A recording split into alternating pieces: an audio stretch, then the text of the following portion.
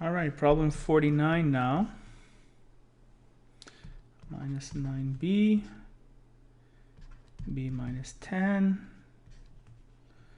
All right, okay, so what we're doing here is we're doing the distributive property this times this and then times this. So it's going to go like this and then it's going to go like this. So first one, negative 9b times b, or if you want, you can do negative 9 times b times b. So it's really negative 9, b times b equals b squared. All right, now the second one says, these two, says negative 9b times negative 10, or negative 9 times b times negative 10. So let's put this b aside for us, b on the side for a moment. Negative 9 times negative 10 is 90. Now let's add the b. Boom. Is that the right answer? Yes, it is. 50 now. Negative 4. 1 plus 7r. All right. So this is really negative 4 times 1. That's negative 4. Anything times 1 is the same number. Negative 4 times 7r. Let's ignore the 7 for now. Negative 4 times 7 equals negative 28. Carry down the r. All right, is that the right answer? Yes, it is. Yes, it is. Good. Guten.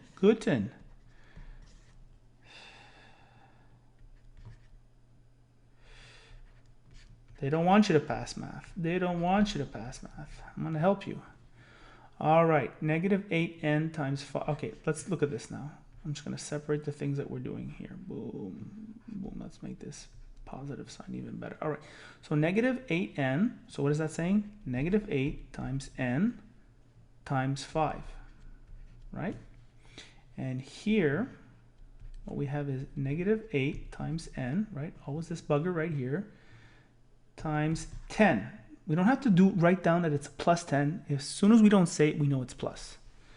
So let's take a look at this. So it says here,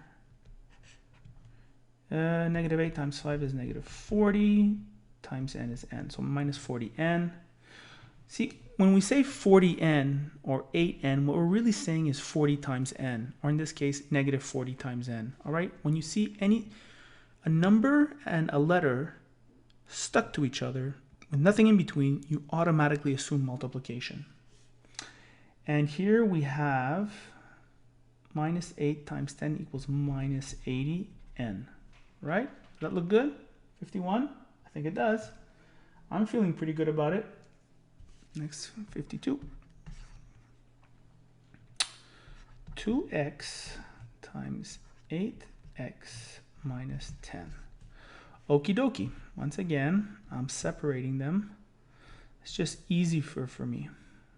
All right, so negative 2x times 8x. So not negative, I'm sorry, just 2x. 2 times x times 8 times x. So these two buggers here is 16. These two buggers here is x squared. Next one now. Negative 2 times x times negative 10, right? That's what the 2x times negative 10 is. Negative 2 times x times negative 10. So let's multiply these two buggers right here. Actually, it's not a negative 2. What am I doing here? It's nothing. It's 2 times x times negative 10. Sorry about that. So negative 20x. So the answer is 16x squared minus 20x. Is that the right answer? Yes, it is. Yes, it is. I like it, muy macho. I like it. All right. All right, here they're saying simplify. And anytime you hear simplify in mathematics, teachers just wants you to solve the problem. And 53.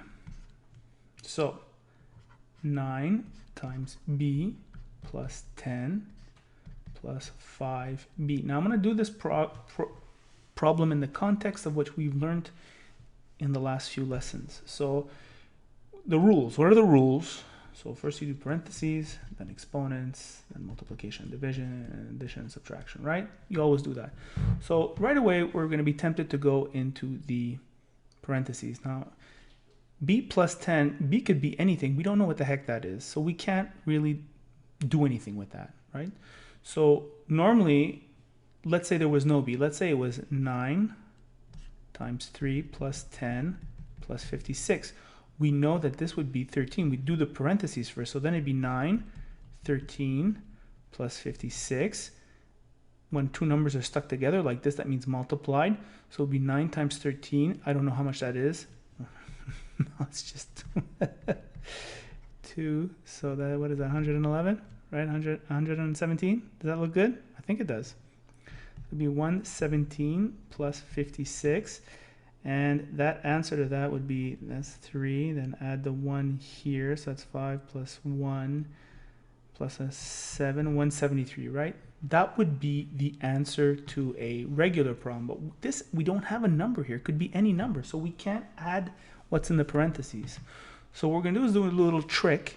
Is we're going to multiply. We're going to do the distributive property because now we're multiplying. We're not just adding, we're multiplying. It's a way to get around it, sort of. So 9 times b, 9b. 9 times 10 plus 90. Then, so the brackets are now gone, right? It's over. Plus 5b. All right. So now the 90, like there's two numbers here that have a b in it. So since they're exactly the same, we can add them, right? So it's going to be 14b plus 90. Now that would be the answer. Now how can we say that, right? How could we add these two numbers, 9b plus 5b? What happens if b is 20? What happens if b is 30? What happens if b is 2? Let's check that out, shall we?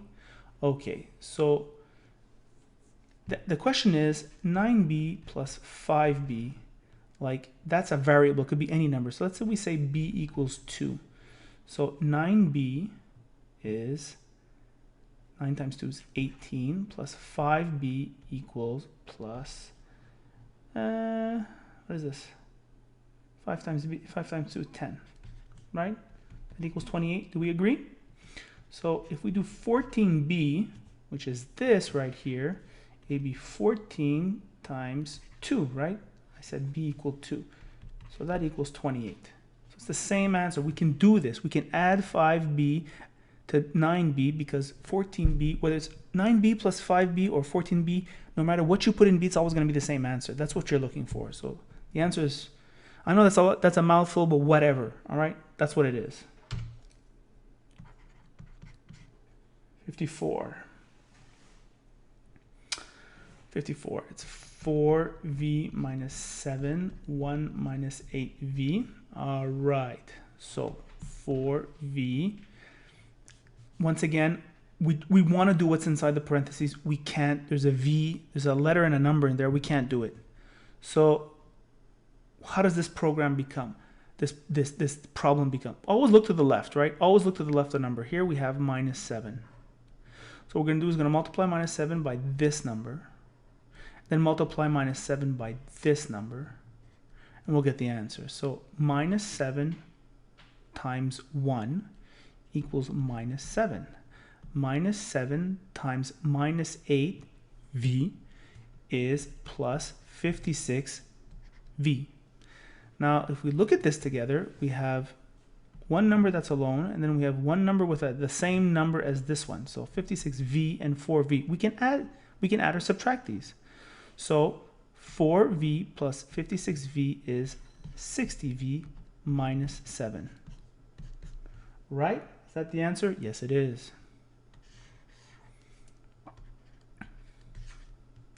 (55) minus 3x 1 minus 4x minus 4x squared. That is a killer problem. That's a killer one. Okay, so what do we do first? We want to do what's in the brackets. There's a number, and then there's a number with a letter, which is really a variable. But just think of it as a letter right now. It's different. We cannot do a subtraction or addition here. So what are we going to do? Well, we're going to take this bugger right here and multiply it by this bugger right here, and then multiply it by this bugger right here. All right? So minus 3x times 1 equals minus 3x. Minus 3x times minus 4x, or look at it another way, minus 3 times minus 4 equals 12. X times x equals x squared, right? Because what I basically did was I multiplied everything that's the same. So boom, and then I have minus 4x squared. Now take a look at this now. Are there any other x's here in this equation? No. So this guy is alone. We know this guy is going to be part of the solution. Are there any other x squares that are part of the equation? Yes, these two. So it's going to be minus, so I'm bringing down the minus 3x. We know that for sure. At this point in time, let's just put the x squared here. We know the answer is going to have the x squared. We're just looking at how many x squares there will be. So it's basically 12x squared, or 12 apples minus 4 apples, if you want. Think of x squared as an apple or a pencil. 12 pencils minus 4 pencils equals 8 pencils, right? Your answer is, how did I get the positive here? 12 minus 4 is a positive. Positive goes here. So it becomes minus 3x plus 8x. Is that the answer? Did I get it wrong? Am I going crazy? You know, that's the right answer. Good, good. All right. Tough problems, these. Really tough problems. Minus 8x plus 9 minus 9x plus 9. All right. Let's take a look at this. So this bugger here, so first of all, can we solve for the parentheses? No, we can't. So right there we have a letter and a number, so we can't do anything with this. So what do we do here? Minus 8x. We know we're not going to touch this one. And then we have plus 9 here. So plus 9 times minus 9x. That's going to be a negative, right? Plus 9 times negative 9, that's minus 81. And then we just bring the x down, right? That's it. We just add that. We just bring it down because it's 9 times negative 9 times x, right? Okie dokie. And then we're going to do plus 9 times plus 9 equals plus 81. Now, here we're saying, I'm going to rewrite it all neat here. Minus 81x plus 81. So the plus 81 is alone, right? There's no other numbers here. Every other number here has got a letter next to it.